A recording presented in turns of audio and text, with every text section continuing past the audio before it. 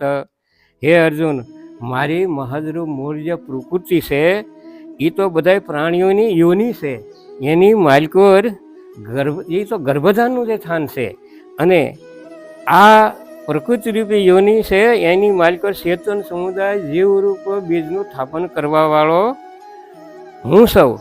અને આનાથી જળ ચેતનના સંયોગથી જગત ઉત્પન્ન થાય છે. જીવ ન હોય, મરી ગયા હોય તો બસ બોલે, ચેતન છે એ અલગ છે, શરીર છે એ અલગ છે.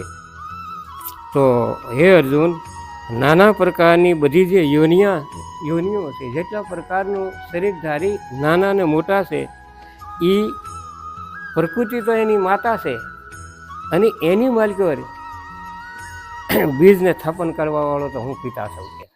હવે ભગવાન ન હોય તો શરીર હાલે તો કાર્ય કરો કોઈ? ભગવાન બધી રીતે છે. ભગવાન તો એમ કહે છે પત્રમ પુષ્પમ ફલમ તો મેં એવું ભક્તા પ્રત્યસ્યતિ.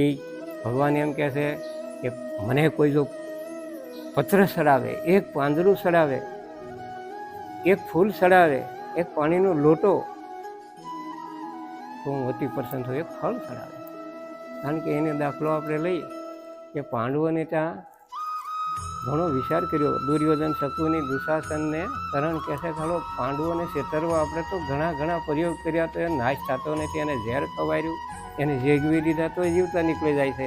તો હવે આનો ઉપાય ખરો કે દુર્યોધન કહે છે કે આપણે જનપદોમાં સાંભળ્યું છે, મોટી મોટી સભાઓમાં, કે કોઈથી ન મરે, બ્રાહ્મણના શ્રાપથી મરી જાય. તો આપણે એમ કરી દુર્વાસા ઋષિને આપણે આશરો આપીને, એ આપણે એની સેવા કરીને, એ આપણને માગો કે આપણે માગીએ કે પાંડવો છે ને એની પાસે જાઓ, 1000 શિષ્યો લઈને જાઓ તમે, અને 1000 શિષ્યો સાથે એને એ ખાઈ લે, જમી લે, વાસણ ઊંધું વાળી દે. અક્ષય પાત્ર એની પાસે હતું, એ ઊંધું વાળે ને ત્યાં સુધી તે પછી માલ ન નીકળે, હજારો માણસ જમે. એમ આવું સૂર્ય ભગવાને અક્ષય પાત્ર આપ્યું. એટલે દુર્યોધન કહે છે કે એ દુર્વાસા, મારા મોટા ભાઈની કીર્તિ જો એ જમાડી ગયા ને તો ત્રણ લોકો ફેલાય જાય, એનો અમને હરખ છે. આ દુષ્ટ બુદ્ધિ પછી સમજો. પછી દુર્વાસાએ તો કીધું કે આ દુષ્ટ પણ સેવા કરીને મારે સત્યા પુરુષ પાંડવ ભગવાનના મહાન લાડીલા થઈને જવું, અને એ મને કદાચ શ્રાપ આપી દે તો મારી હાલત શું થાય છે. ગયા હવે ત્યાં એને જમીન ઊંધું વાળ્યું, વાસણ કાંઈ છે ને, 1000 શિષ્યો મહેમાન થઈને આવ્યા, અમારે જમવું છે. દ્રૌપદી તો મૂંઝાણા કે ભાઈ તો અક્ષયપાત્ર ઊંધું, હવે કાંઈ થાય નહીં, શું થાય? ભગવાન ધર્મરાજા કે કાંઈક થઈ રહે, કાંઈ ન થઈ રહે કે હવે બીજું શું થાય? દ્રૌપદી ભગવાન કૃષ્ણને ધ્યાન ધર્યું. ભગવાન ખાવા જમવા બેઠા હતા અને ત્યાંથી ભૂખ્યા છે ને ભાગ્યા. આ ભક્તો છે ને, ભક્તોની કેવી ભક્તિ છે એનો દાખલો છે કે ખાવા બેઠા ને ખાવું છોડીને આ દ્રૌપદી પાસે પ્રગટ થયા. શું દુઃખ છે કે પણ આ મહેમાન આવ્યા છે. તો કે મારું તો કંઈ, હું ભૂખ્યો આવ્યો છું કે તારી પાસે કાંઈ હોય તો મારી તો વ્યવસ્થા કરી. એટલે કે લાવેલું પાત્ર, એક પાંદડું હતું ભાજીનું, તાંજળિયાનું, ત્યાં સોટ્યું હતું. આ તો વિશ્વનો આત્મા છે, અને એને મોઢામાં નાખ્યું, ઓડકાર ખાધું. ઓલા લોકો નાવા ગયા હતા કે નાઈને આવો તો રસોઈ આવે છે, ન્યાયના પેટ ભરાઈ ગયા, આખો વિશ્વનું ભરણ પોષણ કરવાવાળો છે આ. તો ઓલા કે હવે તો આપણે દ્રૌપદી સાપ આપશે, ખાવાનું તો કાંઈ હાલે એમ જ નથી. અને સહદેવ પછી બોલાવવા જાય છે કે ઉભા રહ્યો, જમવાનું તૈયાર છે, પાછા વળો. પણ બોલ્યા તો ભાગ્યા પાટીએ ચડ્યા કરે, દ્રૌપદી શ્રાપ આપી દે. ભગવાને આમ એક પાંદડામાંથી એટલો હેલો છે. તો ભગવાન કહે છે કે મારું ભજન મનુષ્ય હું કામ કરતા નથી, હું હેલો છું. હવે આપણે આગળ વાત કરીએ. અહીંયા હવે ભગવાન 3 ગુણની વાત અહીં કરે છે. પ્રકૃતિ શું છે, આ શરીર શું છે, અને શેનાથી જે આ ઉત્પન્ન થયું છે એની બધી વાત આમાં આવશે. હવે હે અર્જુન, સતોગુણ, રજોગુણ ને તમોગુણ, આ 3 ગુણ છે આ જીવાત્મા જેમાં બંધાયેલો છે એનાથી. તો એ જ પુરુષ છે ને આ પ્રકૃતિ અને ગુણોના જે ઉત્પન્ન થયેલા ગુણો છે, અવિનાશી જીવાત્મા, છતાં આનો સંગ કરે ને આ દેહમાં બંધાઈ જાય છે. હવે બે પણ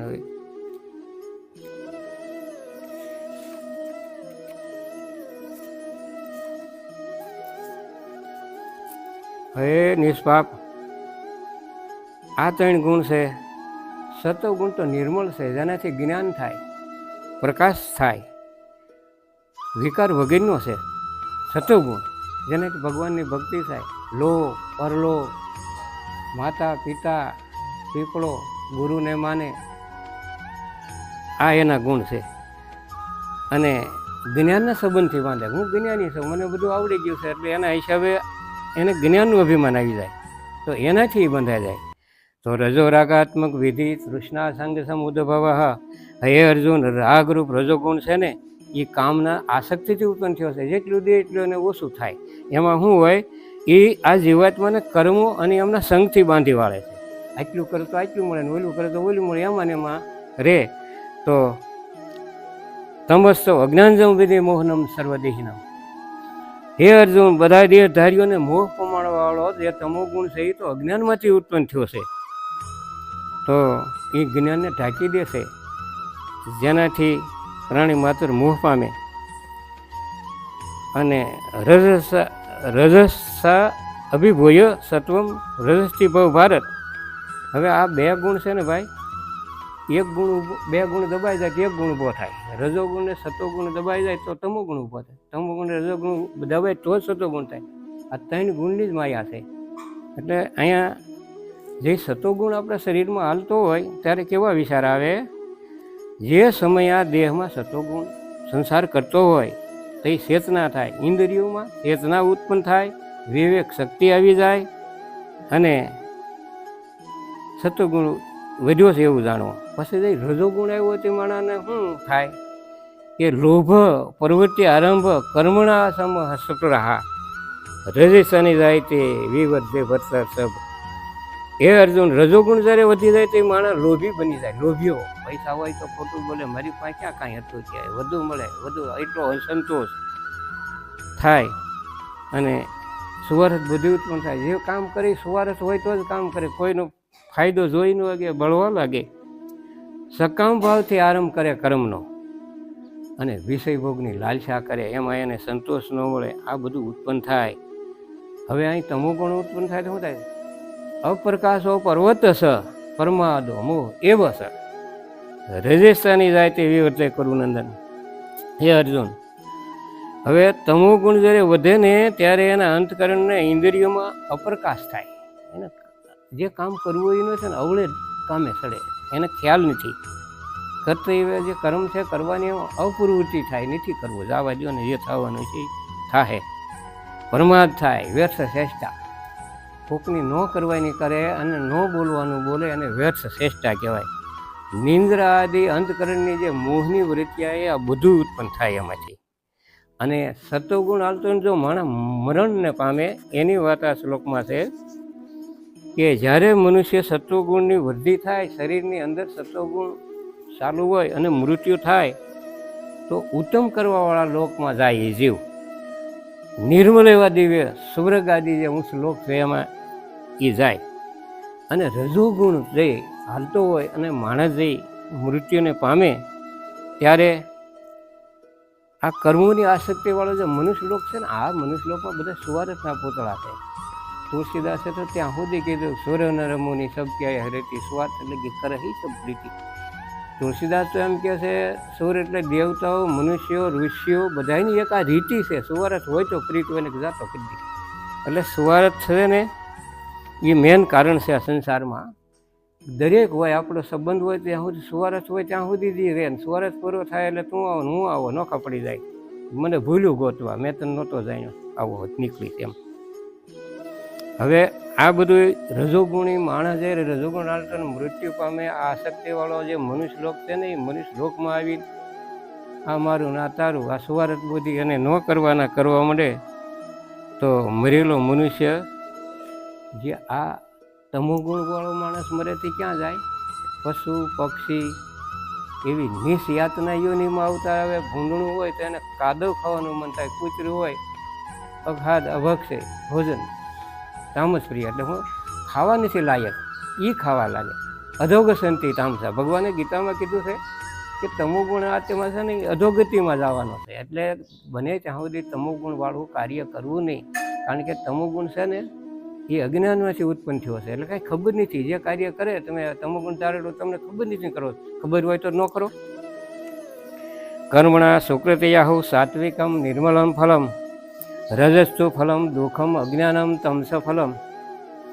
શ્રેષ્ઠ કર્મનો તો સાત્વિક અર્થાત નિરા સુખ જ્ઞાન અને વૈરાગ અને નિર્મળ આવું ફળ છે. સાત્વિક તો બહુ નિર્મળ જ્ઞાન પ્રકાશ અને વૈરાગ આવે આવું જ્ઞાન નિર્મળ છે. પણ રાજસ કર્મનું ફળ કેવું છે કે દુઃખ. રાજસ કાર્યક્રમમાં દુઃખ જ આવે. મને નહોતી ખબર આમ થાય એ પછી ખબર પડે, કામ કર્યા પછી ખબર પડે રજોગુણ, કામ કરતાં પહેલાં ખબર પડી જાય કે આ ન કરે એ સતોગુણ, અને એ કોઈ રીતે મૂળ ન ખબર પડે એ તમોગુણ.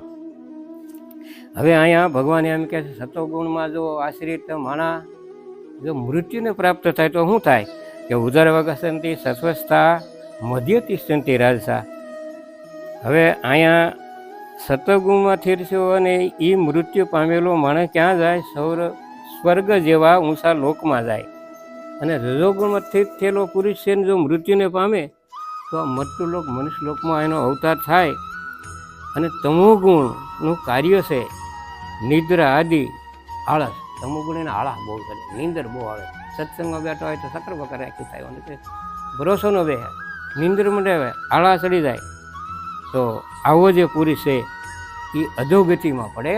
પશુ પક્ષીમાં ક્યાંય ન હોય, જો મકોડા બાંધતો હોય આ મકોડો છે ઓલી મકોડો છે, ન કરી એ નહીં બાંધે, બધી બીજા બે કૂતરા ભેળા થાય, એમાં એમ હોય. એની જાત છે એ ન કરી, હું કૂતરું આ કૂતરું છે, હું કામ સમાધાન જ કરવું જોઈએ ને. 5 કૂતરા આમ છે, 5 મરી જાય ત્યાં સુધી બાંધે. આવી અધોગતિ યોની છે. તામસ કર્મનું કોઈ દી આચરણ કરવું નહીં ને કે આવી અધોગતિ. આમ તો ભગવાને કીધું છે અધોગતિની આચરણ, અને છેલ્લે નરકમાં પડે. તો આ જે ગુણો છે ને એ શરીરમાં કાર્ય, શરીર કાંઈ કરતું નથી. અંદર રહેલો જે ગુણ છે એની જે પ્રકૃતિ છે એને પરવેશ થઈને માણસો કાર્ય કરે. શરીર તો કાંઈ ન કરે, ઓલું કરાવે. તમે મનમાં વિચાર આવે કે આમ કરો તો ઓલું બારી બેને આમ કરો તો પહેલાં મનમાં આવે, અને મનમાં આવે પછી સાકાર રૂપ ધારણ કરી તમે એને બનાવી શકો. પહેલાં મને મનમાં ન હોય તમે શું કરો? એટલે ના નિયમ ભયે ગુણ ભય કરતારમ દર્શાનો પસતી. જ્યારે મનુષ્ય એમ માને કે 3 ગુણ સિવાય કોઈ કરતા જ નથી, આવું જો જ્ઞાન થઈ જાય, બધું જે કાર્ય થાય 3 ગુણોથી થાય છે. આત્મા તો અજર અમરને અવિનાશી છે. તો 3 ગુણની ઉપર તો પરમાત્મા છે. 3 ગુણમાં પરમાત્મા છે. તમે તો ગુણમાં 1 ગુણમાં રહ્યો તો પરમાત્મા ન મળી શકો. 3 ગુણથી ઉપર ચડો. 3 ગુણથી હું અત્યંત ઉપર સૌ, અને મારા સ્વરૂપ પરમાત્માના તત્વને જાણે, મારા સ્વરૂપને પરમાત્માના તત્વને જાણે, આ જ મારા સ્વરૂપને પ્રાપ્ત થાય છે. તો પુરુષ જ્યારે આ શરીરની ઉત્પત્તિનું કારણ શું છે? શરીર પેદા થાય શું છે? રજોગુણ, તમોગુણ અને સતોગુણ 3 ગુણથી જ આ શરીર થાય અને અવતાર થાય. હારી કે નરહિત. સતોગુણ હોય તો હારા કર્મ કરો તો હારા ને અવતાર થાય. હારા શ્રીમાં સુશીનામ શ્રીમતામ કે યોગ ભજ ઉભી જાય છે. અર્જુનનો જે પ્રશ્ન હતો કે સારા ઘરમાં અવતાર થાવો, જ્યાં સંસ્કાર હોય, નાતા ધોતા હોય, ભગવાનને માનતા હોય, માતા પિતાને માનતા હોય, આવાની ઘેરે અવતાર થાય. અને અધોગતિની પડેલો પશુ પક્ષી થાય. અને એ રીતે ભગવાને સમજણ આપી છે કે આ ત્રિદેહી છે. 3 દેહી કહેવાય. તો ગુણ રજોગુણ 3, એનાથી 3 દેહ બંધાય. આ ગુણમાં હોય તો આવો, આ ગુણમાં હોય તો આવો.